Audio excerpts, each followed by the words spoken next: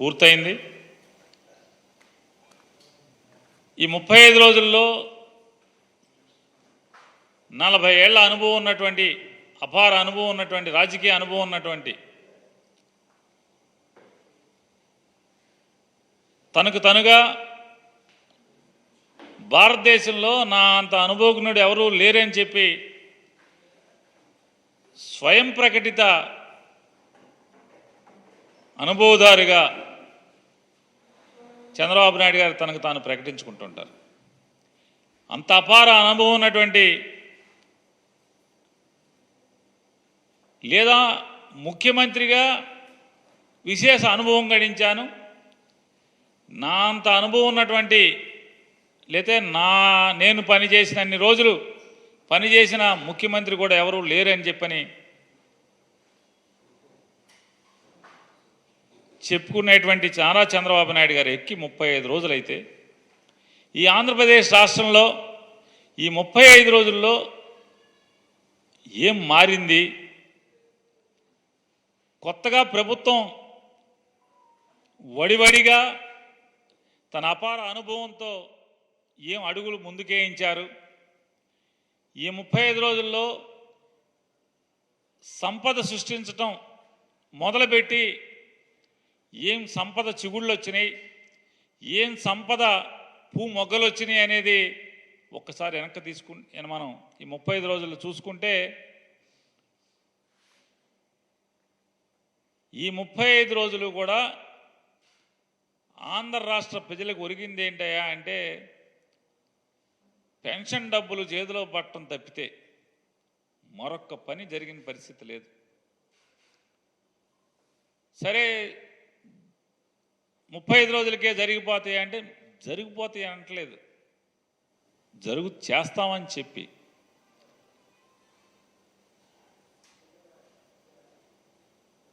జగన్మోహన్ రెడ్డి గారిని తిడతం తప్పితే, జగన్మోహన్ రెడ్డి గారిని దూషించడం తప్పితే ఒక్క మంచి మాట, లేకపోతే తను చెప్పిన ఒక్క మాటను నెరవేర్చే కార్యక్రమాన్ని కూడా శ్రీకారం చుట్టలేదు. ఆయన ఎంతసేపు జగన్మోహన్ రెడ్డి గారిని దూషించటం, అనరాని మాటలు అంటాం, మూర్ఖుడు అంటాడు, లేదా వ్యక్తిత్వ హననం చేస్తూ దూషిస్తాం. శ్వేతపత్రాలు మొదలుపెట్టాడు ఆయన. ఇవన్నీ ఏంటంటే కాలక్షేప బఠానీలు. ఈ శ్వేతపత్రాలన్నీ కూడా రోజులు హరించటానికి తప్పితే, కాలక్షేపానికి తప్పితే ఈ రాష్ట్రానికి ఏమన్నా ఉపయోగపడేది ఒక్కటన్నా ఉందా? ఏ శ్వేతపత్రంలో అయినా, ఏ శాఖకు సంబంధించిన శ్వేతపత్రంలో అయినా ఎవరినన్నా మీరు దోషిగా నిరూపించగలిగారా? ఈ ప్రభుత్వాన్ని కానీ, లేదా ఆ ప్రభుత్వం నడిపినటువంటి, ఆ శాఖ నడిపినటువంటి వైఎస్ఆర్ కాంగ్రెస్ పార్టీకి సంబంధించినటువంటి నాయకుల్ని కానీ, లేదా అధికారులను కానీ ఒక్కరన్నా దోషిగా మీరు చూపించగలిగారా? ఒకదంపుడు ఉపన్యాసం, జగన్మోహన్ రెడ్డి గారిని తిడతాం,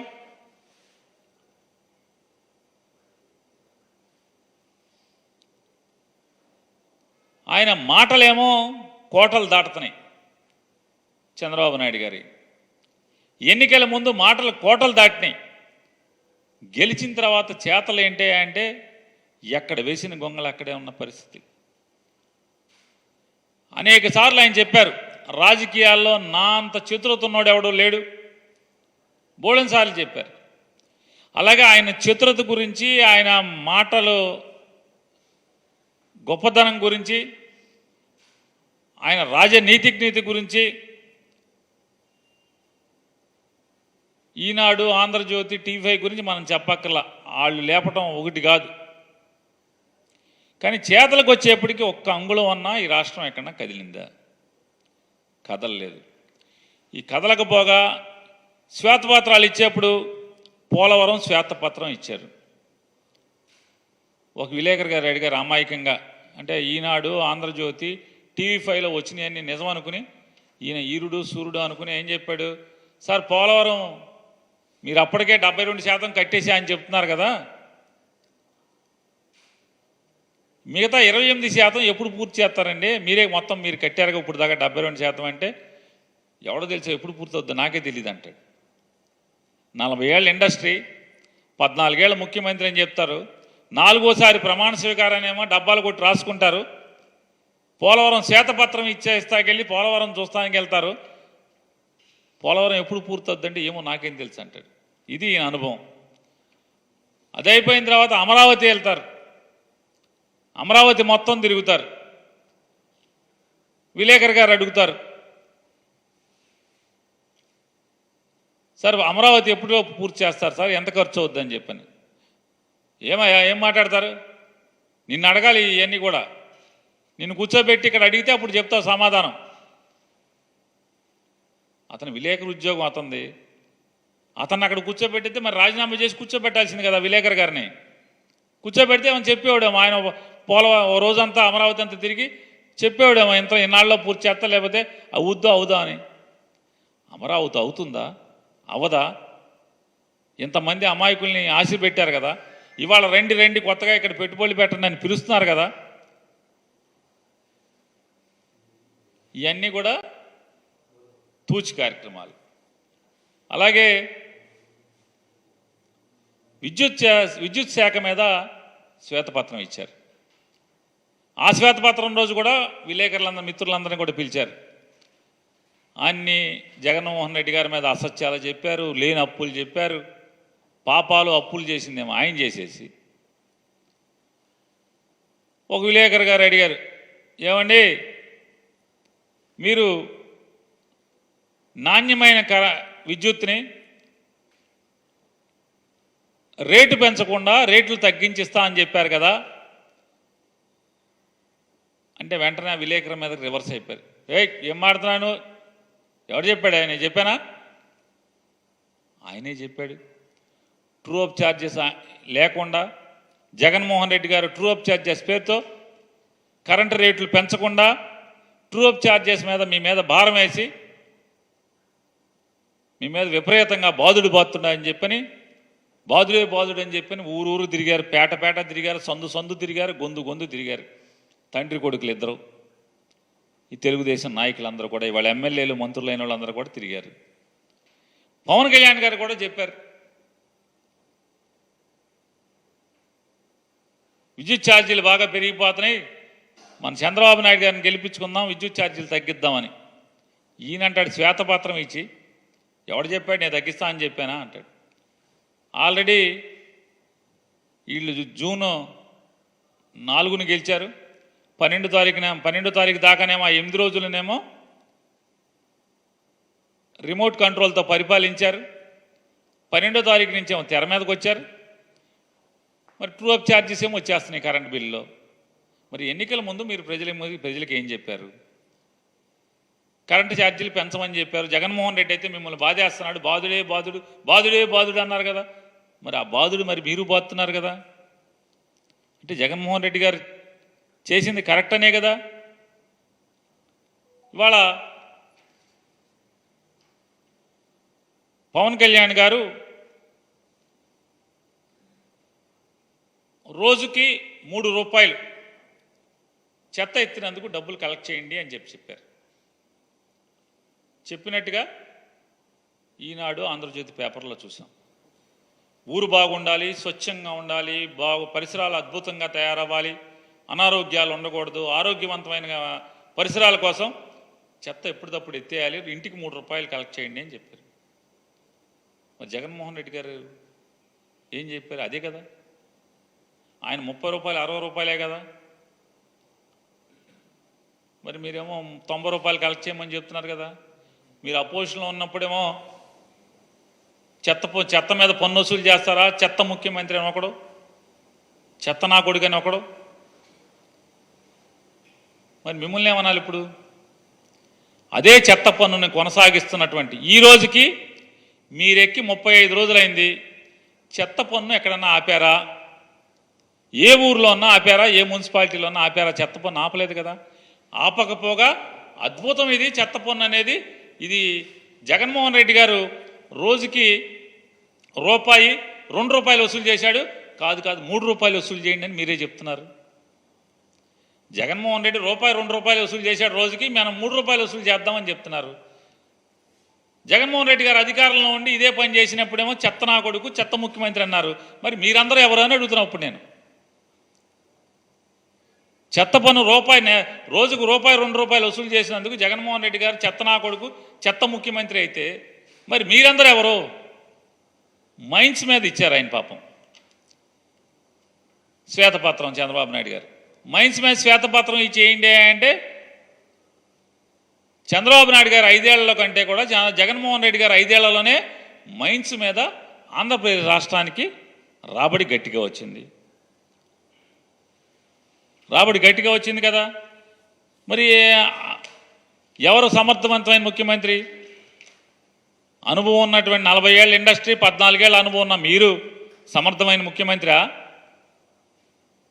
కానీ మైన్స్లో మీకంటే 2-3 రెట్లు ఎక్కువ ఆంధ్రప్రదేశ్ రాష్ట్ర ప్రభుత్వానికి ఆదాయం ఎక్కువ వనకూర్చినటువంటి జగన్మోహన్ రెడ్డి సమర్థుడైన ముఖ్యమంత్రి?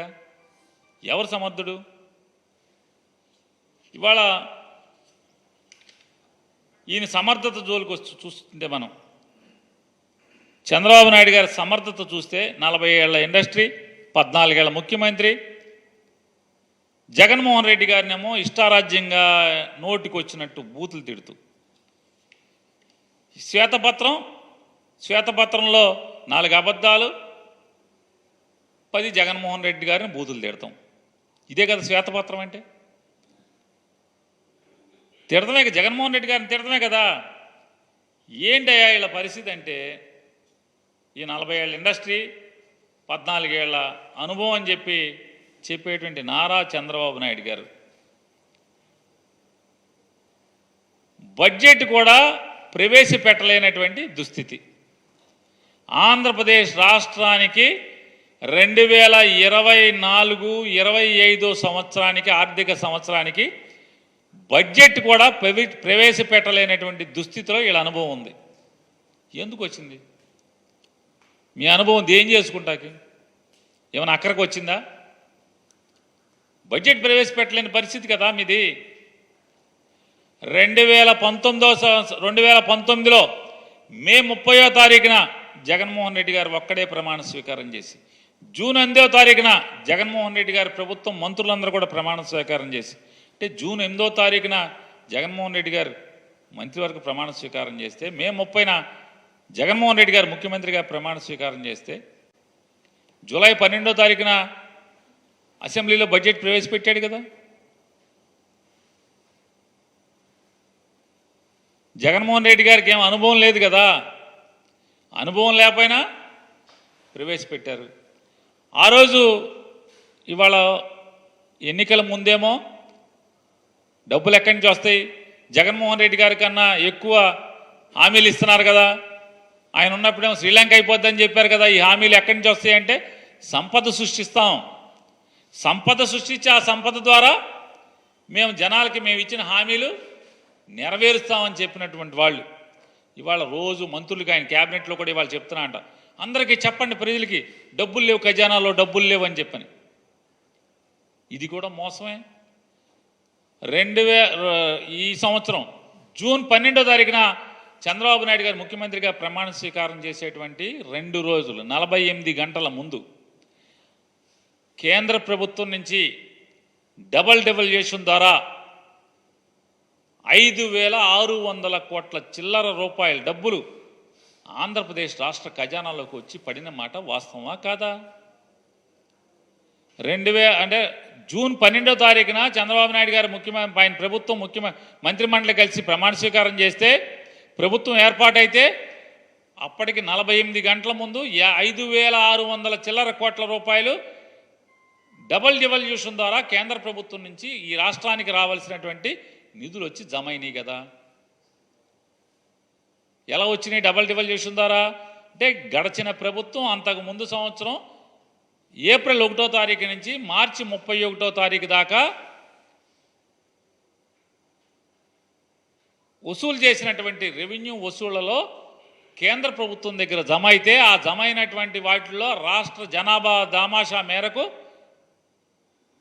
కేంద్ర ప్రభుత్వం పంపించాల్సినటువంటి డబ్బులు అంటే జగన్మోహన్ రెడ్డి గారి ప్రభుత్వం సంపాదించినటువంటి డబ్బులు 5,600 కోట్ల రూపాయలు కేంద్ర ప్రభుత్వం నుంచి ఆంధ్రప్రదేశ్ రాష్ట్ర ఖజానాలోకి వచ్చి పడినాయి. కానీ 2019 మే 30న జగన్మోహన్ రెడ్డి గారు ప్రమాణ స్వీకారం చేసే రోజుకి ఏంటయ్యా ఆంధ్రప్రదేశ్ రాష్ట్ర ఖజానా చంద్రబాబు నాయుడు గారు ఇచ్చెళ్ళిందే అంటే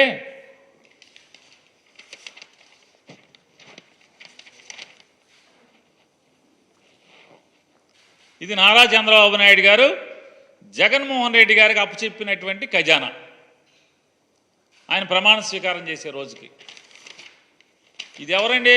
సాక్షిలో కాదు, ఇది రామోజీరావు గారి పేపర్. ఇది డేట్ కూడా చెప్తాను. గురువారం మే 30, 2019. గురువారం మే 30, 2019 ఈనాడులో వచ్చినటువంటి అచ్చు అయినటువంటి వార్త ఇది. ఖజానాలో ఉన్నవి 100 కోట్లే. ఈ నెల ప్రభుత్వానికి అవసరమైనవి 5,000 కోట్లు. ఓవర్ డ్రాఫ్ట్ సాయంత్రంతో జీతాలు పెన్షన్లు, సామాజిక పెన్షన్లకు 1,200 కోట్లు అవసరం. ఇవాళ దాంట్లో క్లియర్గా రాశాడు ఏమని, ఆల్రెడీ రాష్ట్ర ప్రభుత్వం పసుపు కుంకానికి అన్నదాత సుఖీభావకి చెల్లింపులకు ఎన్నికల ముందు ప్రాధాన్యం ఇవ్వడం, కొన్ని బ్యాంకుల నుంచి రుణ సమీకరణ నాటి ప్రభుత్వ ప్రయత్నించా ఫలితం లేకపోవడంతో బహిరంగ మార్కెట్లో రుణ మొత్తాలను ఈ పథకాల కోసం మళ్లించారు. ప్రతి నెల నిర్దిష్ట గడువులోపు ఓవర్ డ్రాఫ్ట్ను సర్దుబాటు చేయకపోతే రెపో రేటు కన్నా అధికంగా వడ్డీ చెల్లించాల్సి ఉంటుంది. నెలలో నిర్దిష్టంగా కొన్ని రోజుల మించి ఓవర్ డ్రాఫ్ట్ ఉంటే రిజర్వ్ బ్యాంక్ ఎలాంటి హెచ్చరికలు లేకుండానే చెల్లింపులు నిలిపివేసే ప్రమాదం ఉంది. రాష్ట్ర ఆర్థిక పరిస్థితి చాలా కాలంగా ఒడిదుడుకుల్లో ఉండటంతో ఓవర్ డ్రాఫ్ట్ చేబదుళ్లు తప్పడం లేదు. నిజానికి బడ్జెట్కు అనుగుణంగానే ఖర్చులకు పరిమితమై ఉంటే ఈ పరిస్థితి వచ్చి ఉండేది కాదని, కిందటి ఆర్థిక సంవత్సరం చివరిలో ప్రభుత్వం సామాజిక సంక్షేమం కోసం తీసుకువచ్చిన కొత్త పథకాల భారం వల్ల ఆర్థిక పరిస్థితి ఇబ్బందుల్లో పడిందని ఆర్థిక శాఖ అధికారులు చెప్తున్నారు. రామోజీరావు గారు రాసింది 2019 మే 30న. ఇది మన భాగవతం చంద్రబాబు నాయుడు గారు. మన 40 ఏళ్ళ ఇండస్ట్రీ. ఇవాళ జగన్మోహన్ రెడ్డి గారు అనుభవం లేనటువంటి ముఖ్యమంత్రిగా 5 ఏళ్లు పనిచేసినటువంటి జగన్మోహన్ రెడ్డి గారు చంద్రబాబు నాయుడు గారు ప్రమాణ స్వీకారం చేసే 48 గంటల ముందు 5,655.72 కోట్ల రూపాయలు ఇవాళ జమ అయినాయి. మరి ఎవరు పనోడు, ఎవరు సమర్థుడు, ఎవరు అసమర్థుడు? ఇవాళ బడ్జెట్ ఎందుకు ప్రవేశపెట్టలేదు మీరు? కొంతమంది ఏమో ఓటాన్ అకౌంట్ అంటారు, కొంతమంది ఏమో ఆర్డినెన్స్ అంటారు. ఈలోపు ఒక ఆయనేమో మీ పాత ఆర్థిక శాఖ మంత్రి ఒక ఆయన ఉన్నాడు, యనమల రామకృష్ణుడు గారు. ఆయన ఇదే తారీఖున జగన్మోహన్ రెడ్డి గారు ప్రమాణ స్వీకారం చేసిన రోజు ఆయన చెప్పాడు, ఈడికి అప్పులు ఎవడిస్తాడే, అసలు మామూలుగా అందిని కాడికి అందన కాడికి మొత్తం అప్పులు మేమే చేసేసాం, వీడికి రూపాయి అప్పు ఇచ్చేవాళ్ళు ఎవడో లేడని చెప్పారు. రిజర్వ్ బ్యాంకుకి దీంట్లో కూడా రాశారు. రిజర్వ్ బ్యాంకుకి కాగితం ఇచ్చారు, మళ్ళీ వచ్చే నెలలో మేము అప్పుకు రాము అని కూడా రాసి ఇచ్చారు. ఇన్ రైటింగ్ చంద్రబాబు నాయుడు గారి ప్రభుత్వం ఇన్ రైటింగ్ మేము మళ్ళీ అప్పుకు రాము అని కూడా రాసిచ్చినట్టుగా కూడా రామోజీరావు గారు కూడా చెప్పారు. అంటే జగన్ గారు ఎక్కేప్పటికీ ఎక్కిన నెలలో మేము అప్పుకు రాము అని చెప్పని ఆర్బీఐకి లెటర్ రాసి ఇచ్చేళ్ళారు చంద్రబాబు నాయుడు గారు. మరి ఇవాళ జగన్మోహన్ రెడ్డి గారు 5,655.72 కోట్ల రూపాయలు ఇవాళ ఆయన గల్లాపెట్లో ఇచ్చి మీకు అప్పచెప్తే ఇవాళ మీరు అర్థం కాని పరిస్థితి, కింద మీద అయ్యే పరిస్థితి. ఇవాళ 40 ఏళ్ళ అనుభవం. ఎక్కంగానే ఒక ఆయన ఆర్థిక శాఖ ముఖ్య కార్యదర్శిగా వేశారు. 19 రోజులకే ఆ శాఖ కార్యదర్శిని పీకేశావు, ఆర్థిక శాఖ కార్యదర్శి. ఏది చంద్రబాబు నాయుడు గారు మీ అనుభవం ఇదేనా? మీరు ఏరి కోరి వేసుకున్నటువంటి ఆర్థిక శాఖ ముఖ్య కార్యదర్శిని 19 రోజులకి ట్రాన్స్ఫర్ చేసేశారు. ఎందుకు ట్రాన్స్ఫర్ చేశారు? ఇప్పుడు బడ్జెట్ ఎందుకు పెట్టలేకపోతున్నారు? నాకైతే కొనపడేది ఒకటే, ఎన్నికల ముందు వరకు జగన్మోహన్ రెడ్డి గారి మీద విషం ఎక్కిచ్చారు, విషం చిమ్మారు. ఈనాడు, ఆంధ్రజ్యోతి, TV5, మీరు, పవన్ కళ్యాణ్ గారు అందరూ కలిసి, ఆఖరికి బీజేపీ వాళ్ళతో సహా పురంధేశ్వరి గారు కలిసి ఏమని, 15 లక్షల కోట్ల రూపాయలు అప్పులు చేశాడు జగన్మోహన్ రెడ్డి గారు అని చెప్పని. ఇవాళ రేపు బడ్జెట్ ప్రవేశపెడితే మీకు చెప్పాలి కదా, ఎలక్షన్లు అయ్యి 30 రోజులు అయింది, 35 రోజులు. ఇప్పుడు రేపు మీరు బడ్జెట్లో చెప్పాలి జగన్మోహన్ రెడ్డి గారు దిగేప్పటికీ అప్పు ఎంత ఉందని. మరి 15 లక్షల కోట్లు కనపడాలి కదా, మీకు కనపడతల్లా. సెర్చ్ లైట్లు వేసుకుని ఎతుకుతున్నారు, ఫ్లడ్ లైట్లు వేసి ఎతుకుతున్నారు, అన్ని శాఖలు ఎతుకుతున్నారు. ఎక్కడ 15 లక్షల కోట్లు అప్పులు లేవు. నిర్మలా సీతారామన్ గారు చెప్పింది, అరే బాబు 4 లక్షల చిల్లర కోట్లేరా బాబు, ఊరుకోండి సావండి ఆపండి అని చెప్పిన ఆవిడ నిన్నగాక మొన్న కూడా చెప్పింది. ఇప్పుడు మీరు బడ్జెట్ ప్రవేశపెడితే మీ భాగవతం అంతా బయటపడుతుంది, మీ బండారం బయటపడుతుంది. జగన్మోహన్ రెడ్డి గారు ప్రెస్ మీట్ పెట్టి లేకపోతే రేపు అసెంబ్లీలోనే మిమ్మల్ని ఉతుకుతాడు.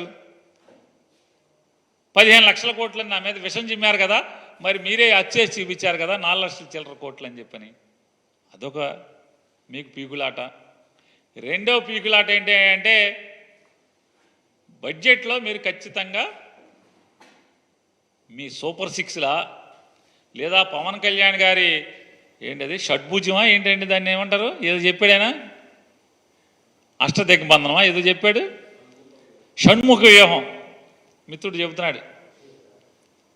ఆయన జనసేన బీటే అందుకు చెప్తున్నట్టు మాకు షణ్ముఖ వ్యూహం, సూపర్ సిక్స్, షణ్ముఖ వ్యూహం. ఈ రెండు ఎంత బడ్జెట్టు, ఏ షణ్ముఖ వ్యూహానికి ఎంత పెడుతున్నావు, ఈ సూపర్ సిక్స్కి ఎంత పెడుతున్నావు, ఈ ఎన్నికల హామీలు ఏమేమి పెడుతున్నావు అనేది బడ్జెట్లో పెట్టాలి. బడ్జెట్లో పెట్టకపోతే ఏంటి దాని అర్థం, ఈ సంవత్సరానికి ఉష్కాకి ఈ పథకాలు ఏం లేవని ఆ బతుకు బయటపడిపోద్ది. అదే ఇప్పుడు ఆర్డినెన్సో లేకపోతే ఓటాన్ అకౌంట్ అనుకో, కుట్టు సప్పుడు కాకుండా ఏమి లేకుండా టప్పని ఈ పాస్ చేసేసుకోవచ్చు. దాంట్లో అప్పులు చూపించాల్సిన పని లేదు, పథకాలకి అలాట్మెంట్లు చూపించాల్సిన పని లేదు, డిపార్ట్మెంట్లకి డిమాండ్లు కూడా చూపించాల్సిన పని లేదు. ఏం చూపిస్తావు, receipts estimated receipts, estimated expenditure, ఈ రెండే కదా చూపించేది. సింపుల్గా ఆర్డినెన్స్తో పాస్ చేసుకుంటాం, చర్చ లేదు, అప్పులు కనపడవు. జగన్మోహన్ రెడ్డి గారి మీద విషం చిమ్మిన 15 లక్షల కోట్లు చూపించాల్సిన పని లేదు. ఈ సూపర్ సిక్స్కి ఈ హామీలు ఉన్నాయి కదా, ఆకాశానికి తీసుకెళ్ళారు అరచేతిలో వైకుంఠం. ఈ అరచేతిలో వైకుంఠానికి దేనికి కూడా లెక్క చెప్పాల్సిన పని లేదు. సో మామూలుగా బడ్జెట్ పెడితే ఖచ్చితంగా ఏ పథకానికి ఎంత ఎలకేట్ చేస్తున్నావు అనేది దాంట్లో చెప్పాలి. అది చెప్పలేదు అంటే ఈ సంవత్సరం ఆ పథకం ఎత్తేసినట్టే, అంతే కదా. ఇది తప్పితే ఏముంది, ఎందుకు పెట్టలేకపోతున్నావు? అయితే ఇది అవ్వాలి, లేకపోతే నీకు పరిపాలన చేత కాకపోవటం అవ్వాలి, అంతే కదా.